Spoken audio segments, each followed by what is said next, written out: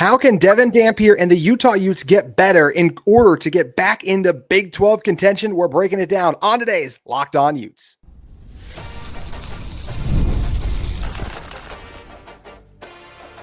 You are Locked On Utes, your daily podcast on the Utah Utes. Part of the Locked On Podcast Network, your team every day.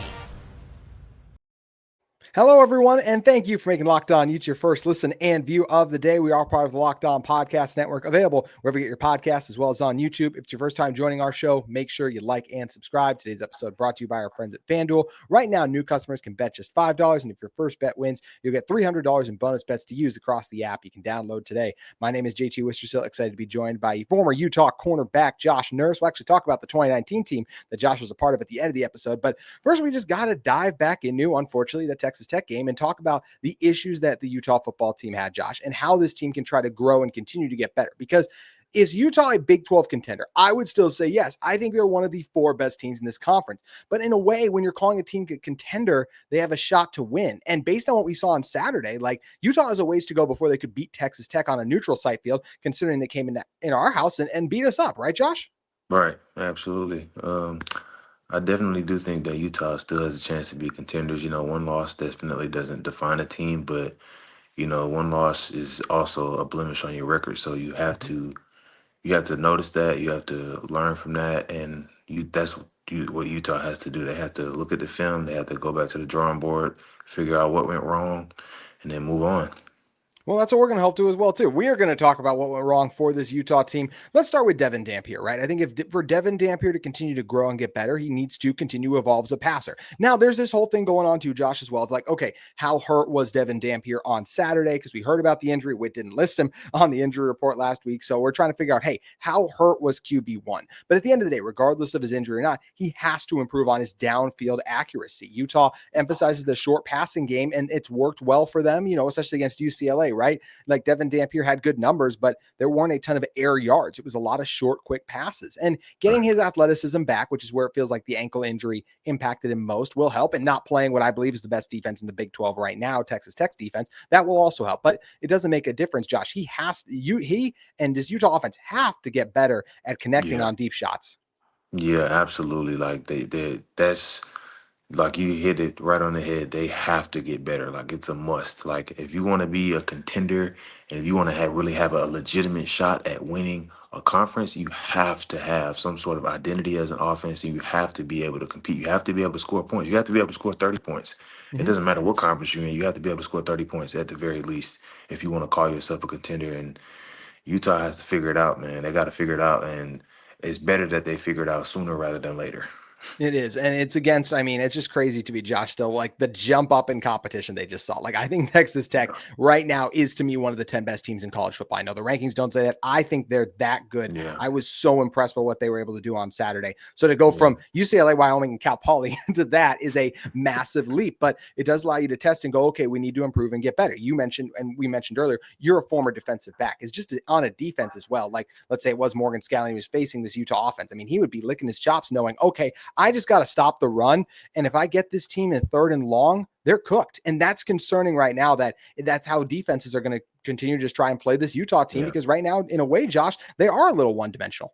Yeah, exactly. And that's what we used to prey on. When I was there at Utah in 2019, we would pray like all we had to do is figure out a way to make a team one-dimensional, and we knew we had the game in a wrap. So now that, like you said, like if other teams are looking at the film and they're looking at Utah, it's like, all right, we can stop them and make them one-dimensional in this way, then we know we can have the game in the bag, that's bad. That's very bad because that's just not what you want to be known for as an offense. You always want to be known for being multidimensional. You can attack them in different ways, whether that's running the ball, whether that's quick screens, whether that's pushing the ball down the field. You always want to be able to have that versatility as an offense, just so, the opponent can never seem to figure out through the course of 60 minutes through a game. And the passing attack, of course, isn't just on Devon Dampier. It's on the wide receivers for Utah as well. I feel like it's a combination of both why that game isn't going off. I don't feel like the routes are always the crispest, and I don't feel like guys are always creating the most separation. Now, at times, like, Dampier misses Tobias Merriweather. That to me seemed more like it was a Dampier miss, but it still makes it the case that you just need more guys to consistently get open downfield. I feel like the wide receivers also need to play better. What are you seeing out of that unit, Josh? Yeah, absolutely. The wide receivers got. I think they need to take more pride in their craft. You know what I mean? Mhm. Like this is what you do. This is Division 1 football. You have to be able to get open. Like you're going against top competition. That's what it's all about. That's what it is. Do or die every single rep. Especially when you get those pass plays and you want the ball, you got to be able to get open. If you don't get open, you're never going to get the ball. So the receivers definitely got to find a way to get better, step up. Whether that's staying after practice and getting more routes with Dampier or any of the other quarterbacks that may potentially play. It's got to be done. It has to be done in order because we need wide receivers to make plays, or else we'll just be a one-dimensional team, and that's not what we want Utah to be. No, Mm-mm. not at all. And I'm loving what I've seen from Dallin Bentley, the tight end, right? 6 catches, 75 yards for him, although he did get 45 of them on one. And then you get Ryan Davis has been really consistent this year, who played Yeah, with Devon Dampier at New Mexico a year ago. But Tobias Merriweather, Larry Simmons, those are the two guys we heard a ton of buzz about. They came in after the spring, and they just so far have not lived up to the billing. That doesn't mean that right. they're definitely not going to for sure. Merriweather and Dampier especially have been very close to several big plays. They've hit one so far of the few they've really had available, but I still believe that Mhm. connection can get there. Josh, I'll ask you this. Like when you know an offense is just going to try to emphasize the short passing game, what's wide receiver screens or just trying to get the ball in quick slants at, how does that allow you, how does your mindset change as a corner on the outside when you know the pass is probably going to come short and quick? Honestly, it simplifies your thinking. It takes a lot of more thinking out of the game because usually when you're out there thinking, that's when things go bad. So now that you simplify that and you understand, like, okay, if I know everything's going to be short, I can play everything off. I can play everything top down because I know that they're not trying to push the ball vertically down the field. You know what I mean? So, and in turn, that's Mhm. also a form of making a team one dimensional as well because if we're expecting short passes, we just know that we have to drive and tackle. You know what I Mhm. mean? And we were really good at that when I was there. So that in turn is just it just honestly simplifies it for any defense that Utah may go up against if they try to do those types of things. So it's cool to do those types of things, but at the same time you don't want to do them too much to Mhm. where that becomes your identity. I agree. And I think we agree that the main problem with this Utah offense is the passing game. But if Yes. Utah wants to get back and be, like we said, a true Big 12 contender in terms of they can beat Texas Tech, because right now they can't, the offensive line also has to continue to grow and get better. We heard a Yes. lot during the offseason, Josh, about how this Utah offensive line, Kyle even said, is one of the best he's ever had. And just based on what I Exactly. saw on tape last year, I was like, it's a good unit and the boxes are loaded. But, and I love the tackles, but the interior offensive line left more to be desired. And I think that's how it played out on Saturday. I know it's a really good Tech D line, the best they'll see all season. But at the end of the day, we get back to once again the Utah run game, running backs included at times, because I thought there was a hole or two missed. Wayshawn Parker did have a fumble. That group also has Yeah. to be better in order for Utah to ascend to the upper echelon of college football. Yeah, agreed. Like just looking at the game in totality, like Texas Tech beat us. I wouldn't say they beat us in all three phases of the game because I feel like the defense, honestly, they showed up for Yeah. most of the majority of the game. But they definitely won the special teams battle and they definitely won the offensive battle.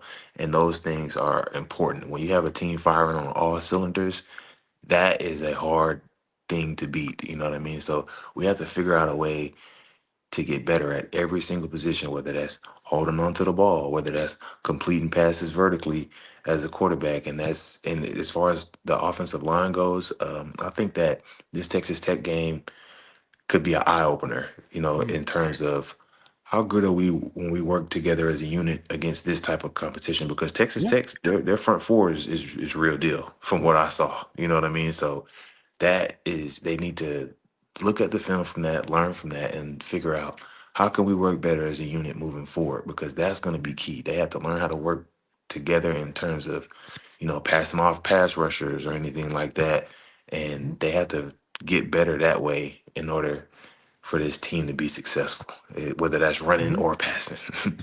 Yeah, I still believe when going into this game, I thought Utah, and even coming in the year, I'm like, this is a team that can win a college football playoff game. After this past weekend, I don't feel like that's the case right now. They are still a Yeah, top 4 team in the Big 12 to me, but they got to improve in order to be a team that is capable of knocking off or upsetting a team in the CFP. But there are two sides to the right. ball. And as you mentioned, as good as the defense played, there are still more plays this Utah defense is going to have to make if they want to, in a rematch or just the rest of the season, beat some of the top teams in this conference. What is it the defense needs to tighten up on? We're going to tell you in one moment.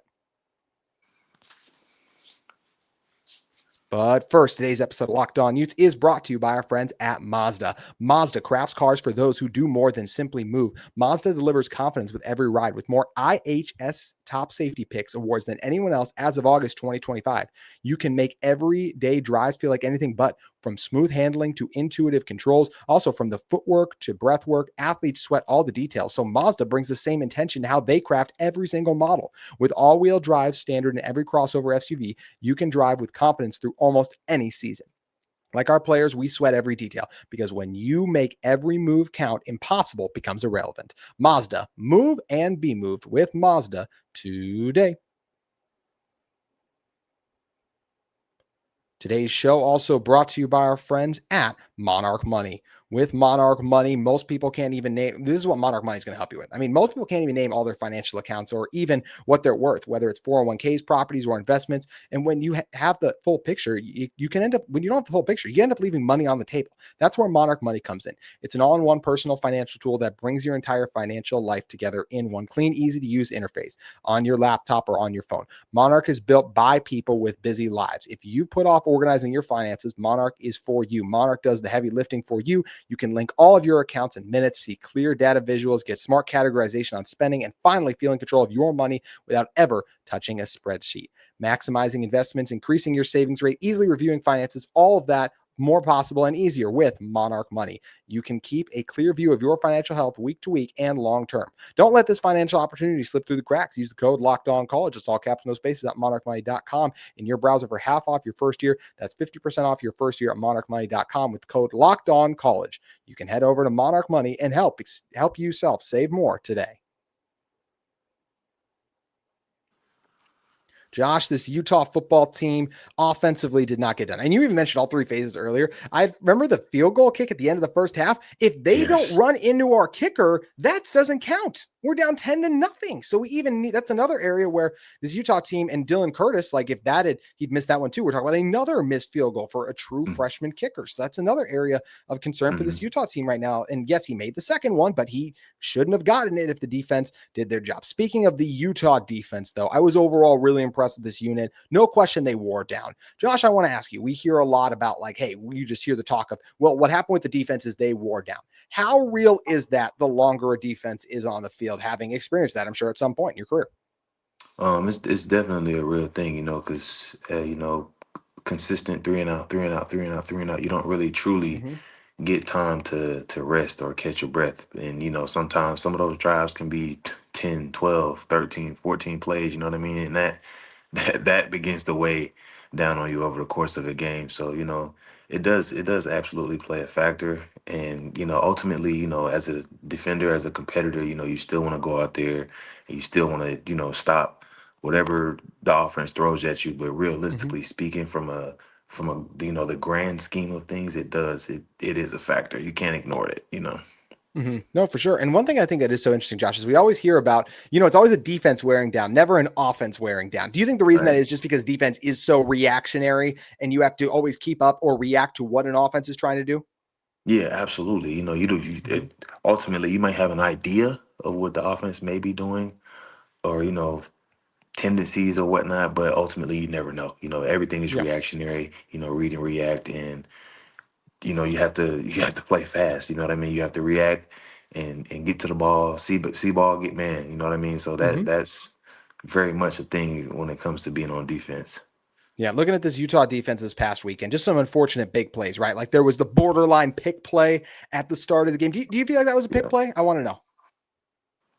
Because he did kind of, one thing they talked about on the broadcast was like if he came back behind the line of scrimmage, which he was very close to doing that. So that was an interesting area as well. I think that's a big play. You did think it was a big play? That's a big play. Yeah, I know the rule behind the whole line of scrimmage thing, but I watched that. I honestly, I rewinded that multiple times. And I'm like, he, even before he even broke across the field to run the drag route, the receiver had already blocked. I'm like, wait a minute, you you can do it, but you can't do that. Like, but see, the thing about it is, if it's in that gray area, they're gonna give it to the offense. So Yep. as a defense, or even as a defensive coach or anything, you have to understand that if it's in the gray area, they're gonna let it fly. Same thing as like a receiver pushing off or whatever. If it's kind of like not really extended or anything like that, they're gonna give it to the offense. So even though I feel like it may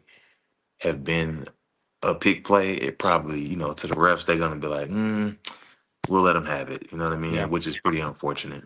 It is unfortunate. And it was unfortunate just the way this Utah defense really kind of lost their momentum as this game wore on. Josh, do you know how many tackles Utah missed in this game according to Pro Oh, Football Focus? Take a I guess. It believe it was 23. was 24. You are well studied, my friend. I 24. appreciate that. Yeah. Yeah. And But I what, was just, wasn't that shocking? yeah. Yes. Yes. That is not, that is not the Utah football defensive culture is missing tackles. So, and that was Mhm. one thing I crucially wanted. That's the number one thing the defense has to get better at. You got Mhm. to get better at tackling. As many plays as we make on the ball, like with Jackson Benning getting another Oh my gosh. How interception about for that his pick, right? third Woo. game in a row. Yeah, and I like that kid, by the way. Uh-huh. But Be nice. we got to get better at tackling. Like Mhm. it's inexcusable how many to miss over. To me, honestly, it's inexcusable to miss more than 5 tackles a game. If you really want to be consider yourself an elite defense, you have to tackle the ball when it comes your way. And not to like, don't get me wrong, I like the quarterback Will Hammond. I like him, He made some but plays. Mhm. some of the plays where he was scrambling, I'm like, he's not the most That athletic ain't in the Lamar world. Jackson. That ain't Lamar Yeah, Jackson. he's not Lamar Jackson. He's not even Dampier. You know what No. I mean? So it's like, how are we missing tackles on this Mhm. guy? Like, it's points where he's about to go out of bounds, but he's staying in bounds because we're overrunning the angles, and I'm just like, that can't happen. That absolutely cannot happen. I Not as a agree. Utah football defense. Yeah, and Utah knows that as well. I think Josh, the one guy, I'm not trying to signal someone out, but like Teo Johnson, that was like the one thing coming into the season. Utah safety, I felt Mhm. like he really had to work on. Like that was what was holding him back to me of being an NFL guy. He made, Right. Blake Cotton had that good pass breakup, and Teo had a pick in this game that was impressive off the helmet. It was a great play by Cotton. But just once again, Mhm. like I'm surprised that Teo's issues have been tackling. What do you attribute that to? Like, how can Utah improve defensively when it comes to tackling? And yes, Texas Tech has some special players like the receivers that break tackles, but we also Mhm. both agree on like what a Hammond is. Like Utah is going to play more elusive players. When Sam Levitt comes to Salt Lake City, we better be tackling better than that. Yeah, absolutely. The way you get better at tackling is you have to. It starts in practice. Yeah. Quite honestly, it starts in practice. It starts with drills. It starts with dedicating a period of practice strictly for tackling, Mhm. and you have to hone those abilities. And it takes a while. For some people, it may take longer than others. Because honestly, it's always about angles. You know what I Mhm. mean? So for Tal, I believe he can. I believe he can do it, but he has to take it upon himself to analyze, to kind of self-analyze and self-assess, like, okay, this is what's wrong with my tackling, and this is what I can do to fix it. This is where I'm missing these tackles at, and this is where I need to work on it at in practice. So that way, when it comes game time, it's not an issue. Mhm. And another thing that's an issue right now for Utah is they really only have one elite pass rusher. I know Logan Fauna was a little banged Yeah. up 2 weeks ago, so we Hmm. didn't see him pop against Tech. Maybe that's the reason why. But Josh, I mean, John Henry Daly is the mayor of Sac Lake City. It's not even close right now. He's been Yeah. on a tear. But Utah needs, whether it's an interior pass rusher, and this is where it hurts, losing a Keanu Tanavasa, like Utah needs another pass rusher to emerge. And just like you guys in that 2019 defense, you had multiple, it was Bradley and I was the guy, but you had other guys that could get to the quarterback. And I think this Utah team needs another pass rusher, whether in the interior and another guy on the outside would be great if they want to be an elite defense, the level of that 2019 team we mentioned. Yeah, agreed. Like, we had 3 people: John Pennicini, Lucky Fotu, Bradley, and I. They all got drafted. So you know what Mhm. I mean. That says a lot. Yeah. So yeah, you're right. You're definitely right about that. And John Henry Daly, he's elite. Mhm. From what I've seen, he's elite. But one elite person is just, not necessarily, they'll have an impact, but it's just not necessarily going to always be enough. Depending on the situation. So we definitely need some of those other guys to step up, hone in on their techniques, and come in and make plays, because we're going to need it, especially on this conference play stretch of the season. This is every week is a Super Bowl for us. Essentially, we have to treat it that way if we want to be in contention to win the Big 12. Oh, absolutely agree. Josh, before we move off this, is there anything else defensively we haven't hit on yet that you think either Morgan Scalley needs to help this defense do better or just this unit needs to be better at in order to become an elite college football defense? I think another thing I noticed with the defense is, at one point, Texas Tech was kind of just taking what the defense gave them. 5 yard pass here, 5 yard Mm-hmm. pass there, stop routes here. Don't give the offense anything. Make them Mm-hmm. earn every single yard. Sometimes I feel like, and it could be, certain calls, certain situations may be different, but I truly feel like the defense needs to like just get to a mindset and a mind space to where this team that is in front of us has to earn every Mm-hmm. single yard, whether that's running the ball, whether that's passing the ball, it doesn't matter. I think that and tackling, if they could just fix those two things, they'll be in good shape. They're going to be in good shape anyway, but they'll be in elite shape if they handle those two problems.